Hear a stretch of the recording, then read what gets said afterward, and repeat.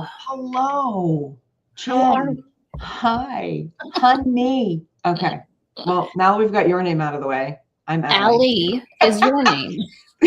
Y'all, we have been talking about the fact that we always forget to reintroduce ourselves at the beginning of every episode. So we're now going to make a conscious effort to do that before we just dive into all the things. Yes. Although, quite frankly, our names are in the title. So there's that. But two, it's unscripted. So the fact that we don't often remember the things that we're supposed to say kind of tracks It's on with brand. what this is all about. But Jenn, besides your first name, what are you doing in the world? What are you bringing to the table for our lovely guests who are catching us live or in replay? Great question. So I'm Jenn T. Grace. I am the founder of Publish Your Purpose and the Institute for Author Growth and Impact. And my role is to help authors get their book actually published and across the finish line and figuring out how to promote it and get it out into the world. That is the crux of it. But let's also not forget that you've got something new and fabulous that you've been creating that is on the other side of all of that, which is really where, we've got this fabulous new book that we've been working through. So you've got this new book, Promote Your Purpose, right? But then do you want to just do a small little plug for AGI?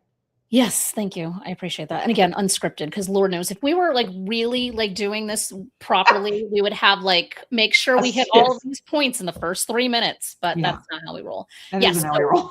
No, which I appreciate. I don't want to be too scripted. So I have started the Institute for Author Growth and Impact, and we've still been kind of working this whole year on kind of getting it together. And it's basically PYP's intellectual property and mine over the last decade that covers every aspect of the writing journey, from writing to publishing, self-publishing, whatever route you're going, in the marketing and promotion of your book. And it's available for a $147 a month membership fee. And so instead of having to go out and seek all of these different additional resources, trying to figure out how to get it, everything is under one roof. It has group coaching involved. There's guest experts involved. There's weekly accountability. It has, to me, it's like the holy grail of all the things kind of combined together. So now we're just trying to get some folks in there to see some transformation with what they're working on. Yeah, folks, I've seen a little bit of the behind the scenes here, and it's really incredible the amount of content and resource that Jenn has developed over time and packaged into a one-stop shop kind of place. So there's 3 different schools within that institute, and you won't want to miss out. So I really recommend that you go over there, you check it out, you take a look, download some of the free stuff so you understand what you're getting a taste of. And then, of course, we have Unscripted with Allie and Jenn. This season is our promotion season, and we're working through Jenn's new book, Promote Your Purpose.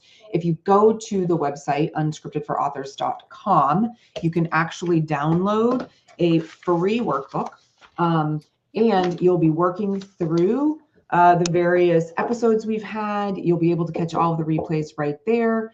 And it's a really fabulous resource. Jenn, I have somebody knocking at my door, so I'm going to let you talk for a few minutes while I go and handle that. This is why we love Unscripted. So Allie is MIA for a few minutes, and I have to stand way further back here. Otherwise, you can't see me. So today we are going to be talking about, let me put the banner back up here. We're going to be talking about selling your book without feeling salesy, which is chapter 7 of Promote Your Purpose. So as Allie was just showing, we have Promote Your Purpose. We are using the entire season long. There are 12 chapters. And so we are now in July, which is the 7th month, which puts us in chapter 7, where we're going to talk about the sales process and how we can reframe selling. The chapter title is Sell with Purpose, Serve with Confidence. And so we're just trying to really reframe what selling our book actually looks like, because it's something everyone struggles with. Oh my gosh. It's here's what often happens in Jenn and Maya's world is that authors think that writing the book and then publishing the book is the end rather than the beginning of the journey, right? So now the book is here. Well, what are you going to do with it? You've got to get it in front of your reader and make sure that they know about it. That way, all of your hard work and effort over the last however many months or years, maybe even decades for some, doesn't go to waste. So selling is important, and it's not going to sell itself, right? You have to be able to be willing to put yourself out there and talk about your book. The thing is that not every author has a sales background. Most of us don't. Most of us don't have a marketing background. Most of us don't know even where to begin. And most of us don't know what we don't know, right? Which is true about anything that we've done the first time. It's a lethal combination across the board. It is a lethal combination. That's right. So we have been trying throughout this year within these episodes to try to break these down into manageable steps, building off of each one, which Jenn has done brilliantly in this book, which is why we're using it.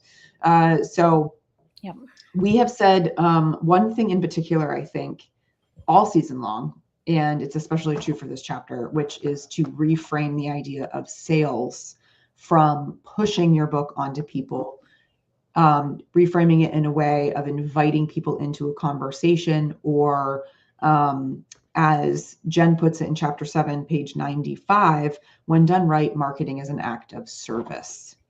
So I think when we think about service and invitation, it softens this idea of sales, which most people, I think, connotate with like grimy car sales person trying to shove you into some sort of bad arrangement, lease, trying to take you to the cleaners, but all through it looking like it's, purely intended, right? Yeah. So we don't want the ick in selling. We want you to enjoy it. We want you to feel intentional about it. We want you to feel empowered to do it in a way that serves you and serves the people that you're trying to connect your book to. Mm-hmm. Yeah.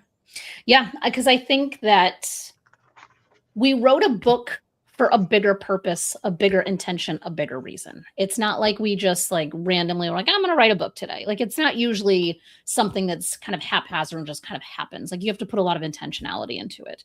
And so to then get to that comfort level and that confidence level to just be able to talk about it, I think even that is kind of a first step, is just, how do I even talk about this book in a way that invites people in to have that transformation that we're hoping that they have as a reader. So if we can just really look at it that way, instead of being like, I think even how we construct this show, I think, is a really good example of that. Like, under no circumstance has either of us, I think, ever said, go buy my book, right? Like, it is, if you are enjoying whatever we're talking about, it's available. Like, this whole season, this whole year is promoting my book. And the call to action is not go buy the book. The call to action is go get the PDF of the workbook for free off the website, So like, because we're inviting people in, and there's more to be said about the invitation of saying like, hey, I see you. I know what experience you're going through, and I know how to help you kind of get through it. Here's some resources to help you get there. It doesn't always have to be selling the book. It doesn't have to be selling the speaking. It doesn't have to be selling the consulting, whatever the thing is that we're doing in the world.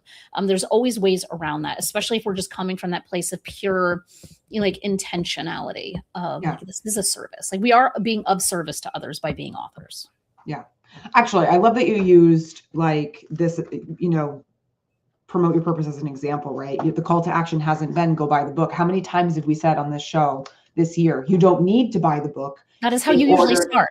Right? In order to get something out of the content, because the content that we're talking about is coming from the book, right? Yeah. And then we've said, go get the free workbook, save yourself.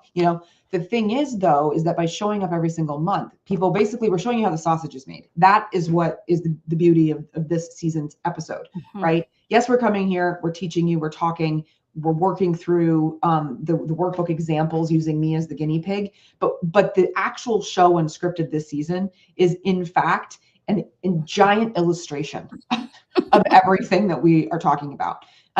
So every single episode, right? It's free. We're not expecting anything from you in return. We're delivering value. We're providing conversation, communication, information, right? We've actually invited you to come live and get real live coaching from us on the call. We've put together, Jenn mainly put together a free workbook that's downloadable and available to you, right? Our hope, obviously, is that in knowing us, working with us in this way, even if we can't see you, we don't know when you're watching these episodes, right? Our hope, obviously, is that maybe you want to have a further conversation. Maybe you do feel like there's got to be so much more in this book that we're not talking about. And so therefore you go and you buy it, right? But we're not sitting here month after month for an entire hour going, buy me, buy me, buy me, buy me, right? That would be effective. That would be that might be kind of a fun reel. Like, we just, we put some background music on and we really get into the rhythm. But that would be obnoxious. Not only would we hate that, and feel all icky, right? You would hate that. You wouldn't stick around, right? Mhm. So, Unscripted has always been in service to authors, like since we began it 3 years ago. Mhm. But this season is in service in a way of like helping you figure out how to do what we're doing live, Mhm. Yep. basically. Yep. Yep. Yeah. That's well said. So even though it is unscripted, this whole season is planned. Like there's a difference between being planned and scripted. So we Yeah. do have a plan. Minute to minute, we don't, but like we have a general direction. No, like, your kid not being in camp today and knocking on the door in the middle of the live show when you've already said, when I get on this call, I will be on the internet live streaming. Please help Yeah. yourself to snacks and drinks. No, we're not gonna Although do to his credit, so good. We have a tech agreement for the summer, y'all. And we have certain limitations on particular types of games and devices, so we don't get brain rot. that. And he was actually interrupting to ask if he could have permission to play a game that's on the no-fly zone list beyond a certain time period. So good on him. Yeah, for that is good. being accountable to what we all signed, and we literally signed. It's printed. I have signatures. That is amazing. Well done. I'm not always winning as a mom, but I feel like I did good there. Okay. Yeah, I would agree. So sidebar closed. I want to look at marketing with heart. That's the subtitle. That's on page 96. It opens up the chapter. I think that this is like a main crux principle that if we could drill this into everybody, Okay. it would be really, really important. Let's do it. When you see your book as part of a larger mission within your ecosystem, and we talked about the ecosystem, was that last month or the month before? That was May. 5. Yep.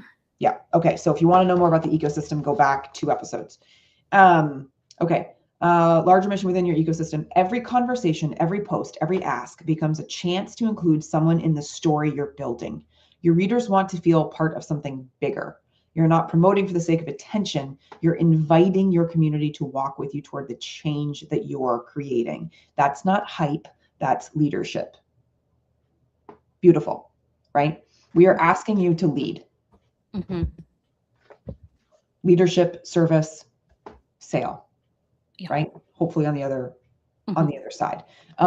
One thing that I've learned from salespeople that I've worked with in the last couple of years who've been writing books, right, is that we're always all selling something, right? Even if it's not like a hard, direct, go buy this thing here. We could be selling an idea. We could be selling a transformation, right? Somewhere inside your book, you've got something you want to encourage, inspire, transform. There's some sort of change that you are intending when you've put your book out there, right? That's actually the first sale, is you bringing that reader into that thing you're trying to do, that mission, that vision, the thing that you want them to walk away with, right? That's actually your first invitation, I think, your first point of sale. And then on the other side, if they continue to follow you, right, they continue to pick up the things that you're dropping like breadcrumbs, you're leading them on a journey through whatever it is that you've been trying to create for their experience. Anything more to double down on that? No, I feel like you really just kind of captured it well. And I love this kind of like, I feel like I'm in a book club with my own book. And I see like what you resonate with, which I think is important. It's important to know what anybody resonates with, but then, obviously if someone with your background, I'm like, oh, this is what she picked up on. I like it. But yeah, I think very well said across the board. Okay. So I want to go one step further. Okay. This is on the following page. You're not asking people to buy something they don't need. You're offering a resource, an idea, a conversation that might help them or someone they know. Okay, I'm going to repeat that because I think this is like super important. You're not asking people to buy something they don't need. You're offering a resource, an idea, a conversation that might help them or someone they know. Okay. Yeah.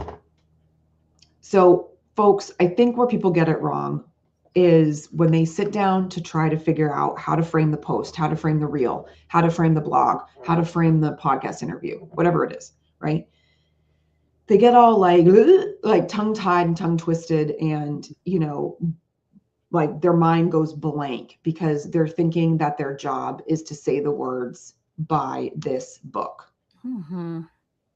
then we get that nasty energy around selling and we shut down and we miss some of the obvious connection points between what's been written and created already within the book and bridging the gap over to getting the reader, audience, person, right, buyer to understand what's in it for them within the book, right?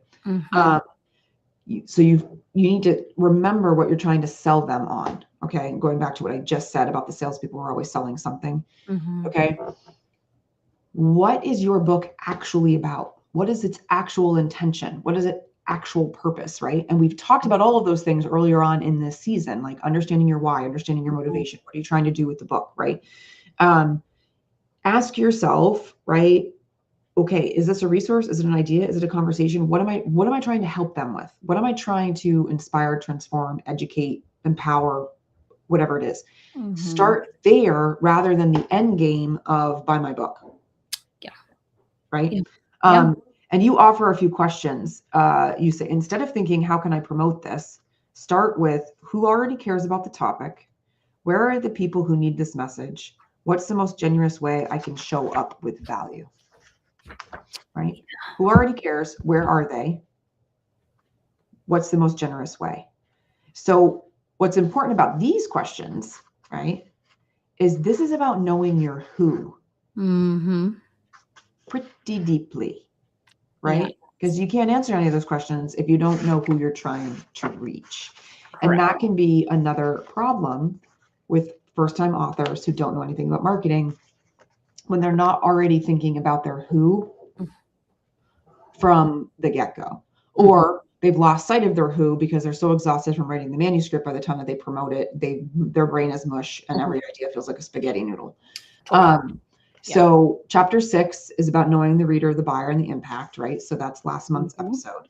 But if you can start with your who, actually, this goes back to something that I promote when I work with clients, which I call the compass, the who, what, and why, right? Who are you talking to? Why did you do this thing? What do you want them to get out of it?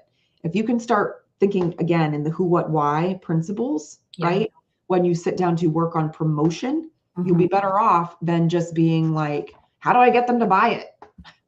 Yeah, because I think that's why, because like you said before, most people don't have a sales background. Most people don't have a marketing background. So if you are just sitting and thinking, okay, I have to figure out how to get someone to purchase this from me, whether I'm sitting at a vendor table at a craft show or whether I'm doing it online, our mind is going to default to the things that we have seen other people do from a sales standpoint. And often those are things that feel slimy and gross. And so I feel like a lot of times it's not modeled as to what good sales can look like. And so I think if we are thinking about the person first and foremost and what they need and delivering that value and being generous in that, I think that's going to be the thing that gets the sale. And it's not to say that you won't lose sales by having a more, it's not a casual approach, but maybe a less aggressive approach. It's not to say that you won't lose a sale from that, because you might, but at the same time, you're also going to be a beacon and light, attracting the right people who are going to resonate with what you have to offer versus someone else's approach. So I think that that's important too. But sometimes it's hard because you're looking at the numbers and you're like, these numbers are not, the math is not mathing in the way that I want it to. And I don't want to sell my soul to the devil and take this really gross tactic. Because I think that that's what a lot of, especially authors, because you're writing a book, a lot of authors are very introverted. A lot of authors are not big self-promotional folks. A lot of entrepreneurs are not self-promotional. So it's kind of interesting when we think and break down like who we're working with and how like just being self-promotional is just not a natural state for the majority of humans. So how can we still find a way to be that way, but be it authentically? Which is interesting because I feel like the people that I know in both the author space and the entrepreneurial space are people of service, right? And so I think their natural tendency is to serve. And yet then when they have to think consciously about promotion, it's like they forget that promotion can still be in service. Yes. Yep. Right. There's a big disconnect there. And so it's like, how can you kind of tap into your natural inclination, which is service to others, right? To actually see that telling somebody about your book or about your program or about your offer could be in service when done the right way. Yeah. right? Yeah. I think there's also people of service often undervalue what they're worth. And, there's like this story, right? That like to be in service to someone else also means that it should come at no or low cost.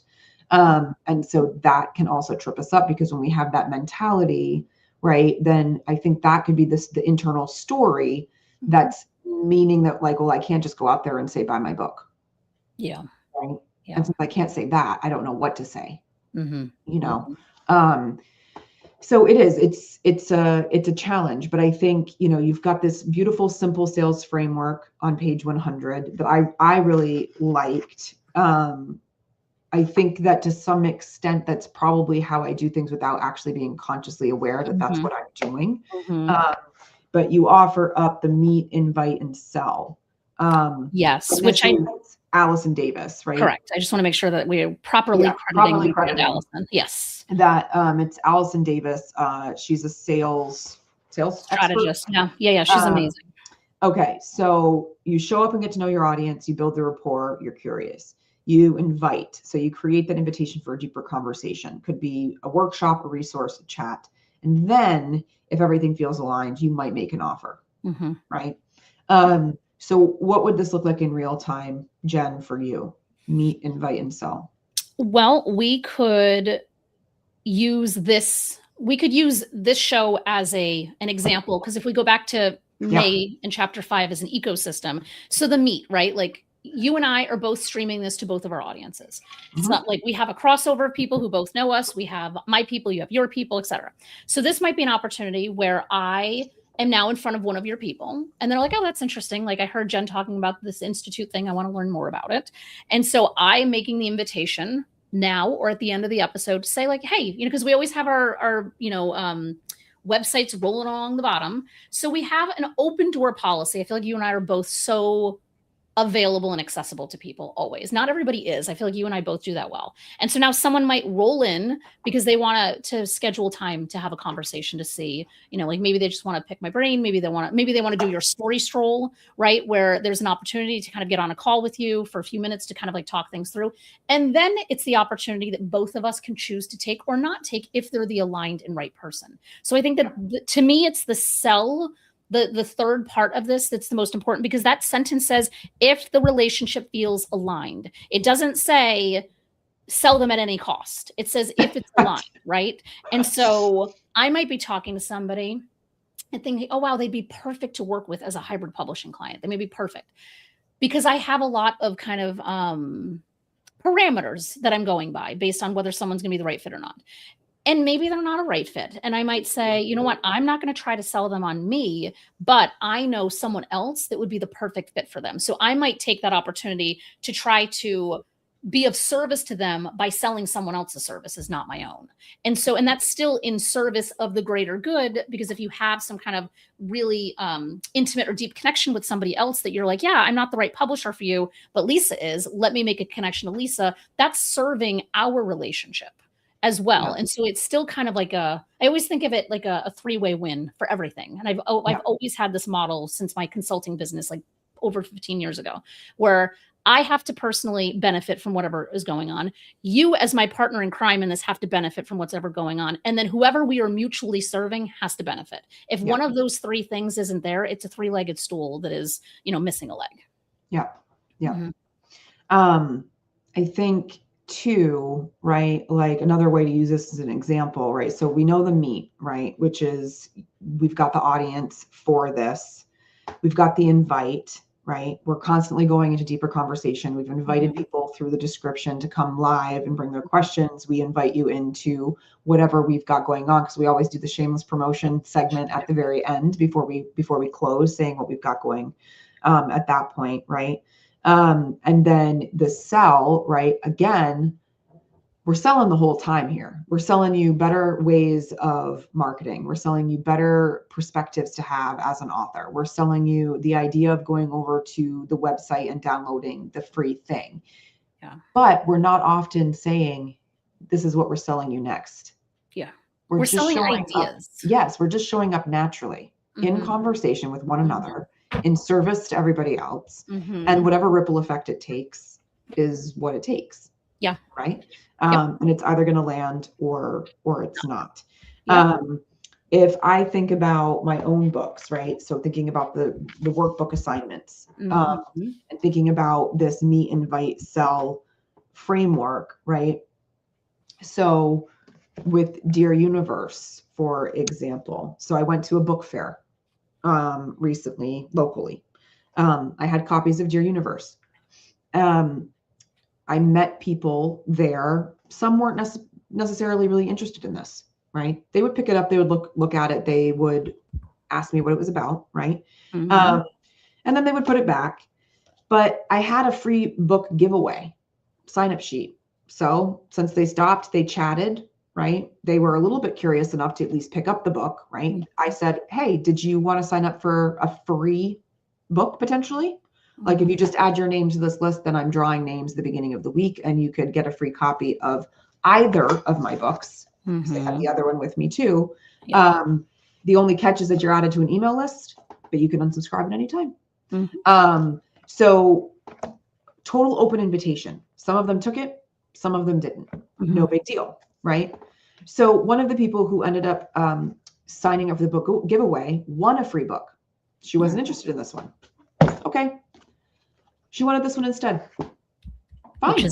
Which is great. Which is great. So I sent her the free book. Well, I sent her the free book. I learned through this whole process that she is interested in being a writer someday, and she's going to be starting her degree in English or writing or something at a local college.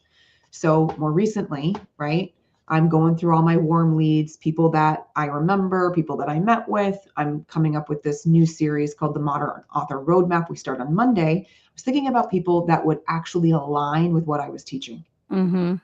This woman came to mind. So I reached out to her. I said, hey, you recently won this free book. I'm running a new workshop series. I remember that you said in our conversation, X, Y, or Z, that you wanted to do blah, blah, blah. I think that there would be a lot of value for this workshop. Let me just tell you a little bit about it. And if you're interested, here's the link. That was it. She signed up. Yes. Right? Perfect example. Long runway. Okay. Because this started with a book fair that happened either the end of April or early May. Right? It's now July. Okay. So this is 2 months. So I think that there's something to be said here. Yes, I've walked you through in this real life example of meet, invite, and sell, but notice how long it took. Notice how many touch points, right? Notice that I had to have remembered the conversation. The conversation had to have been notable, or I needed to have written it down, right? In order for me to remember, ooh, that's a person that I truly connected with, and I remember what they said. Yeah. Okay. Here's another real life example. Only because I just saw another registration for this series come in and I just recognized the name. A year ago? Yes, April of 2025, I brought Do Not Write a Book to a writing event that I was kind of emceeing for the day as the new president of the organization. Woman came up to me. Is this your book? She said. Yes, that's my book. I want to buy it and I need it now. Great. All right. So we did the Venmo transaction. She took the book. She took the book, right? She was super stoked. Flash forward to April of 2026. So 3 months ago. She shows up. She brings the book. She says, you've saved my whole life, right? Like that might be a little bit exaggerative, but she had the whole thing highlighted and she said, I cannot tell you how much I got from this book. Now, I hadn't heard from her in a year, hadn't seen her in a year. Come to find out, she had had major life health issues in the last year, including a stroke and recovery. Yep. And she was now like feeling with a passion that she needed to get this book written. Yeah. And she realized that she was getting older and life was precious, right? Days were precious. She said, I know that there's more that I need to know that's not in this book. You know that I don't. And so I'm just looking for the way to work with you. I don't know what that is yet, but like I'm keeping my eyes out. Okay, cool. Amazing. Fair enough, right? So she's a member of this organization, right, that I'm affiliated with, where she found the book to begin with. Organization just emailed the members about this coming workshop. Who signed up yesterday? The woman who bought this book. Yes. Okay. She found her way to work with you. She found her way. But it took meeting, right? It then took the invitation to the workshop, right? And then she said, yes, this is for me. Mm-hmm. Some of that didn't even happen with me truly like directly involved. Mm-hmm. The organization emailed the members on my behalf because I'm giving a kickback to the organization. Mm-hmm. But she was like, I know who that is. I've Yeah. already read the book. Right. Yeah. So, but awesome. that now, if we think about that timeline, that relationship started a year ago. Mm-hmm. With Yeah. only a few touch points like in between because of where she lives, where I live, the world, life, etc. So I love this framework. I think the one thing that this framework doesn't say is how long this framework can take. Can I give a couple of examples on length? Yes, just all the examples. I love your examples, and I love, to me, the expeditious way in which those occurred, because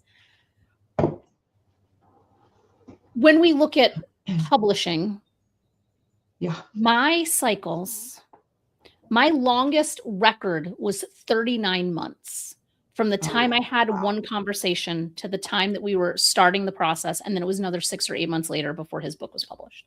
And I was like, and I tracked that one because I'm like, 39 months, that's a long time. Because if we are approaching the sale from a place of integrity, from a place of aligned values, we cannot rush someone through this process if they are not ready. Whether they're not ready emotionally, they're not ready financially, they're just not ready to make the commitment, whatever the thing is, we cannot do that. My new record is that I started talking to somebody in August of 2016. Her book launched June of 2026.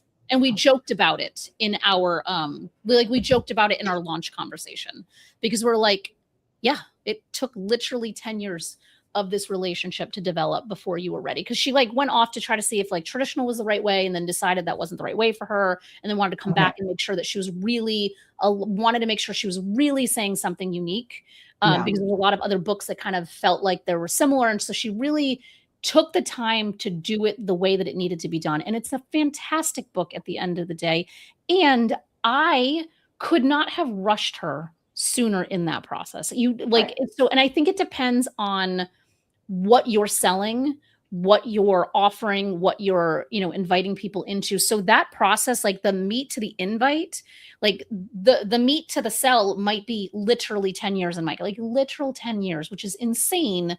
Yeah. But I'm like, I'm here for the long haul, and I'm never going to rush someone who is not ready to do it. And there are other service providers doing what I do and doing what you do who will absolutely take that same tactic, and they will rush them through. And then that author completely regrets their choices and decisions, and the product's not as good. So we have to realize that when we're taking an approach where it's like the meeting to the invitation, it's that between that step 2 is where all the length of time goes, versus just going directly from meeting someone to trying to selling them on the spot.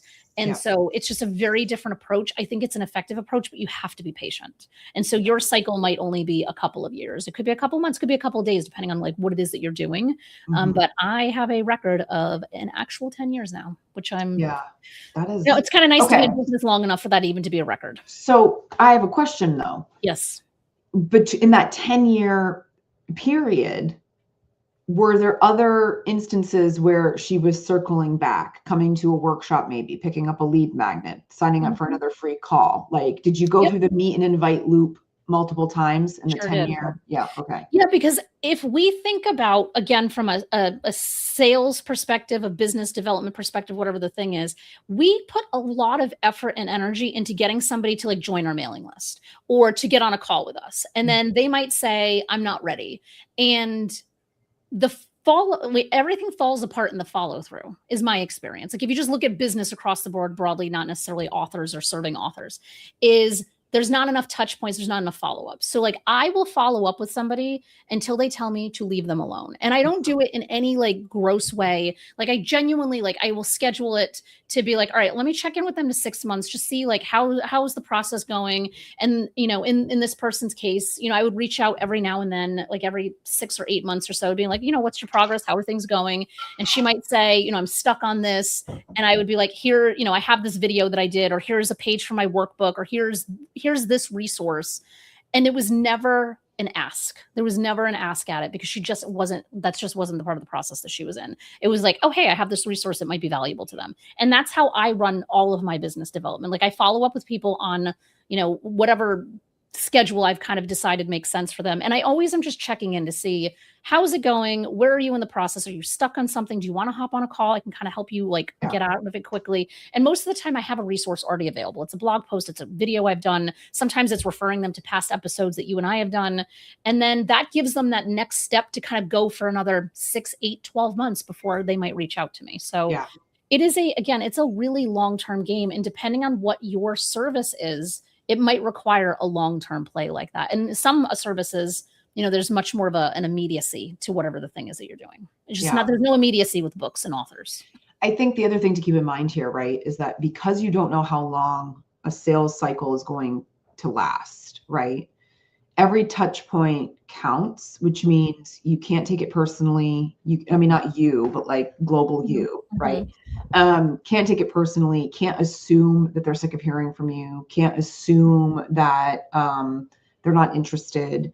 You can decide how many touch points or follow-ups don't feel good to you. Like unless I feel like I've got a really strong connection with that person and felt like we had a really great conversation and there was a lot of integrity and kind of alignment there, I usually stop after about 2 or 3 follow-ups because I hate the energy of follow-up. I don't like how much time it takes. I don't like, I feel like I'm putting my best foot forward. If you can't even respond to me to just say, not interested, please stop reaching out, right?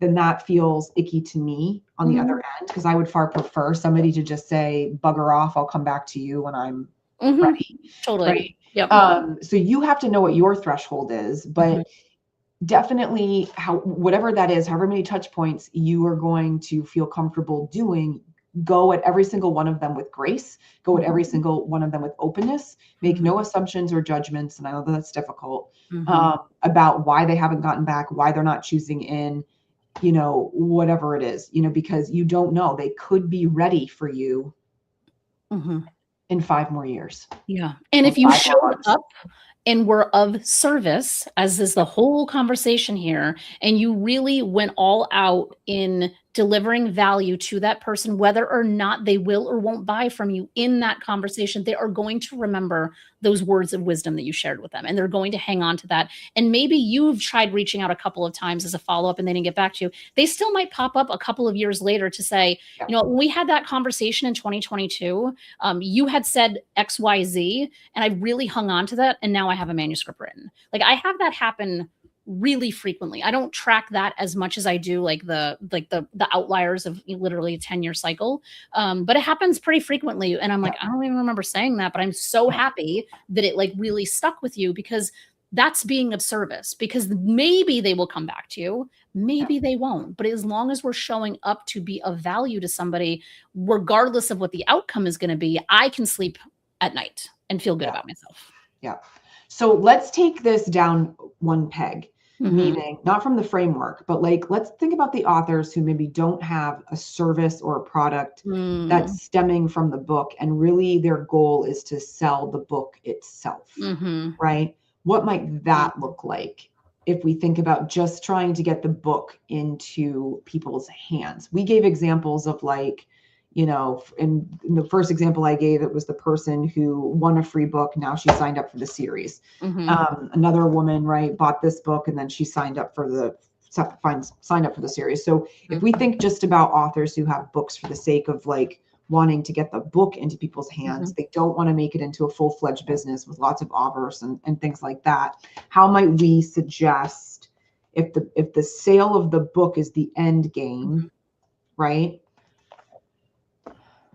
What do we suggest there? And I know that there's a lot of layers to that, because there's 1,000 different ways that they can market and get the book out.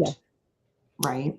Yeah. I have two ways, same structure, but 2 ways to think about it. Okay. I would say, if you don't have something you're selling on the back end, what you were selling on the front end is your idea, is your content, because you're trying to get them to buy the book. So you're not going to give it all away, but there's one path, both lead to the same end result. There's one path where you are writing about your book, your blogging, LinkedIn articles, Substack, Medium, wherever you might be putting content out, and your calls to action in that content are to buy the book.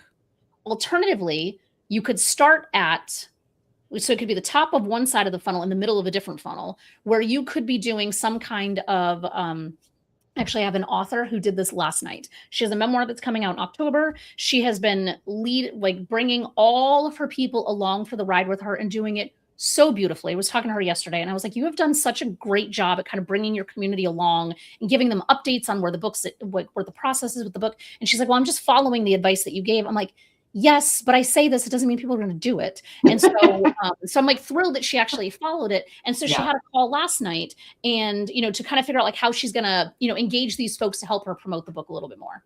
So I was like, I think you should do one in August, do one in September, and then the book comes out in October. So August is going to be like the cover reveal. And so her top of this is her actually hosting a virtual event where someone can come in, talk to her, learn about the book. Everybody's in community together because she's talking like it's a memoir that covers some rough topics, as they often do. And so she's kind of creating that space for people to kind of come and connect. So that could be the top, where the lead in is pre-order the book in this case, or it could be writing and inviting them into attending something that you're doing live to then sell the book while you're live with people. So it's all the same kind of mechanisms. It's almost like puzzle pieces that you can kind of like move. Or actually, puzzle pieces is probably a bad example because they really only have one way that they go together. Some other structure where you can kind of like move things in and out that makes more sense. But I think that works beautifully, especially but this is where you're going back to all the other stuff we've been talking about in this book, which actually next month leads beautifully into the assess next month.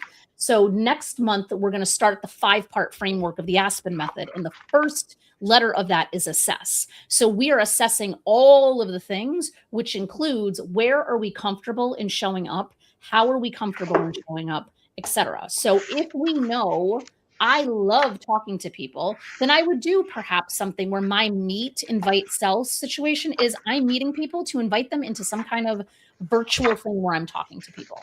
There are a lot of authors that would terrify them. And so maybe their structure is to be doing more of the writing and to kind of bring people in. Maybe it's behind the scenes stories that people haven't, that aren't in the book. They didn't make it into the book for some reason, but it kind of gets people a little bit of taste of what your story is about. So it's just, you have to know what you're comfortable with and what you're not comfortable with, and then kind of designing the framework around it. Yeah. So other things to think about would be like meeting people who run book clubs, or meeting librarians who bring in authors, or meeting independent bookstores who bring in authors, right? To then find out if they would host you, conversation with, so-and-so of the book, blah, blah, blah, about XYZ, which is the content of your book, right? And if it's a bookstore, right, you find out if they'll pick up some copies to sell to people who show up, right? If it's a librarian, I guess is where I was going with that. Finding out from them if you can sell books, or you donate a couple of copies to the library, right? But inevitably, the people who show up will probably go and want to buy their own copy because now they've met you, they like you, they've heard what you have to say, right? If it's a book club, right, then you obviously are going to get the sales. Like if you convince the book club person to read your book, what the benefit is of the book club reading your book, right, then that's however many people in the book club who are going to go and buy the book. Or if you have the ability to do direct sales, you can do a bulk order pricing for them and send them all signed copies. I think I did that for a book club when Dear Universe came out. I had a friend and colleague who ran a book club. She wanted to feature the book. So I said, how many do you need? I will sign all of them, send them to you. And when you're done with the book, I will come and have a conversation with you all when you meet to discuss the book. It was one of the coolest and most fun experiences I had when Dear Universe came out.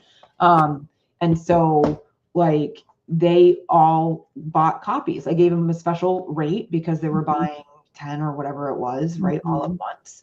And then I didn't charge for showing up to talk to them through the book. That was like my thank you for everybody endorsing the book by reading it for book club. So when we're thinking about just the book as being like the end point, right? It's thinking about how you strategize those first two pieces, the meat and the invite. Yeah, exactly. And doing it in a way that feels good for you. Yeah. And what you're describing, which I was just trying to flip through my book to see if I actually talked about this, and it doesn't look like I did at a quick glance, is borrowed audiences. And that is also like the idea of borrowed audiences is very, very much all over the place. The frame, that specific framing is also in Allison Davis. And I believe her website is allison-davis.com with 2 L's. And she's got amazing sales materials. And the borrowed audience idea is what you're talking about, where instead of me trying to go out there and try to, have 100 different conversations with people, which can be exhausting, I can go to one person who has reach to 100 people. And so it could be the librarian, it could be the book club host, it could be, a bookstore even. Like there's a lot of different kind of directions. And I think borrowed audiences are kind of like a faster track to kind of getting to where you want to go, because you're relying on the people who are in that audience are relying on that trust that like, okay, this person brought this person in because they trust what they have to say. And that goes really far instead of having to kind of build it organically from scratch. Yep. All right. Where do we want to wrap up? Well, I feel like we've said a lot here. We sure did. We really covered a lot of ground. We do not leave anything mysterious. That is also, I think, our service tactic. It's not like we told you up to page 95. If you want to know the rest, you have to go buy the book. Right. Well, so I want to end on one beautiful sentence on page 100, which is pretty close to the end of that chapter. And I want people to just walk away with thinking differently about what they are doing here in the process of sales. And so we're going to end with this before we do our little shameless plug and we wrap up. Instead of pushing your message, you're creating space for connection. You're building trust. That's it. Yeah. You're not pushing. You're creating space for connection and you're building trust, right? And people want to buy from people that they trust, especially right now in this great trust recession that we are in. Yeah, which is why you and I do things like this with our show, right? Because we have people who show up live. We have a lot of people who watch it on the replay. We are now an actual official podcast. So you can go check it on your podcast apps. And I refer to these all the time where I might be talking to somebody and say, I just had this conversation on our show. Go check it out. Yep. And that is all the pieces that help develop the trust. Because, if someone's looking at working with you versus someone else close to what you do, or me and someone else close to what I do, and we're out there yapping nonstop and serving people and showing up with value, and then the person that we might be being compared against to is kind of like nameless on the internet, in theory, we're in pretty decent shape. We are. So we're going to be coming back next month, August 6th. We are going to be covering the next chapter. So we're going to actually start with let's see, kind of learning about the Aspen method, but specifically chapter 9. Yeah, that's what we're on. No. Chapter 8. Chapter 8. Yeah. Assessing platform purpose and possibilities. Platform, that hot buzzword. Ooh, that word we love. That nobody really understands what it means, and everybody defines a little bit differently. So we'll be tackling that at the top of next month. Before we go, Jen. Yes. What do you got coming up that you want to promote? Even though we talked about a few things at the beginning. I am really promoting the Institute for Author Growth and Impact. So as I kind of said before, I'm not going to repeat the whole thing, but basically it is designed to be a one-stop shop for authors in their journey, whether they're writing, publishing, or promoting their book, because it's just a tricky industry where you start to work with somebody like Allie on the writing side and you're like, oh my God, she's amazing. And then they leave you and then they don't know where to go next. And so the goal is to kind of provide that next place for people. So that way they're under one ecosystem and can get the thing done and work with trusted vendors and have a place to brainstorm and chit chat and all that things. So it's authorgrowthandimpact.org. Beautiful. Okay, so I'm going to do something a little bit differently. I got interrupted when we were doing intros at the very beginning because my son came to knock on the door. So just to be clear, I run the Right Place, Right Time, and I offer predominantly memoir coaching and development, and also do some consultation and manuscript assessment. But memoir is really my jam. So coach slash editor, basically. And the thing that I really want to let everybody know about is I've got my new flagship program is now officially live, and that's the Memoir Studio. That's a 9-month guided coaching and editing container where you go from blank page to fully done manuscript with a lot of high touch support and understanding on how to craft a memoir and make really strategic decisions as an author. So that is now live over at therightplacerightTime.com. I know I mentioned the upcoming series, the Modern Author Roadmap, but that starts on Monday. So by the time you all catch this episode and you even think about it, you probably won't be able to sign up.